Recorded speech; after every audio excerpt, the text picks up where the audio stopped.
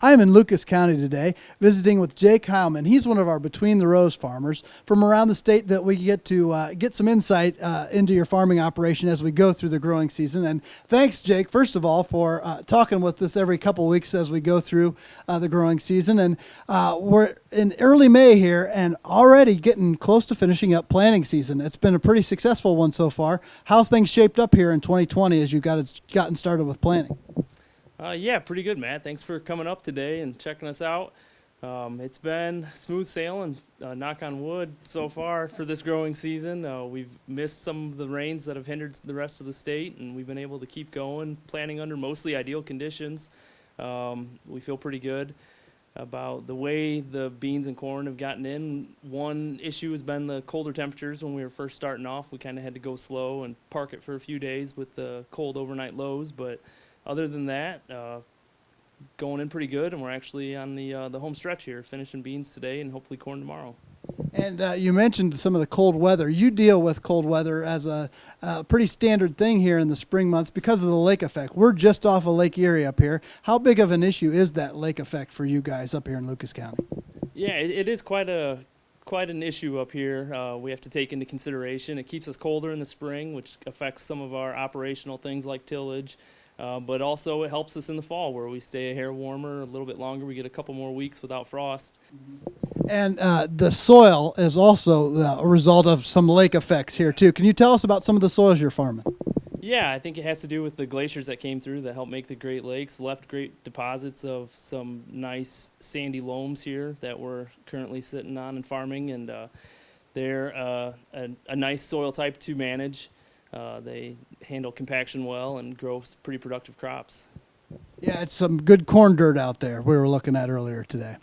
Now, can you give a little historic perspective of your farm here and how you've gotten to where you're at today?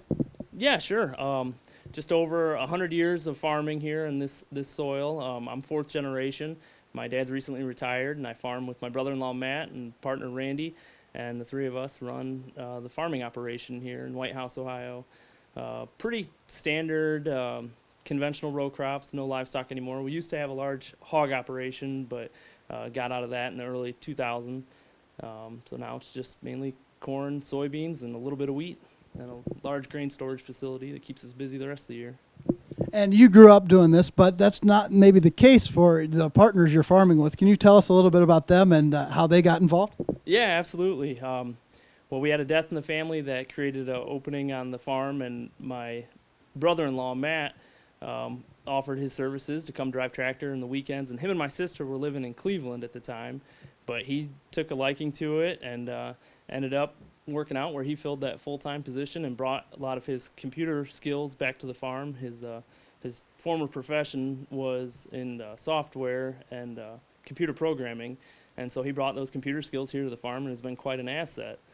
And then the third person, Randy, is a longtime friend from high school, and he has a mechanical background as a diesel mechanic, and so he brings that value to the farm. And so the three of us kind of farm together, and it's been working out real well. We talked some about your soils and how it is good corn ground. That results in a fair number of corn after corn acres, and along with that comes some management challenges on occasion. What are some of the tricks you found to growing good corn after corn year after year? Yeah, I'd say this area is very unique with corn back to corn. We're a seed dealer also, and I've got some customers that have had continuous corn since the 50s. Corn back to corn for a long time. People say it's not possible, but I've seen it.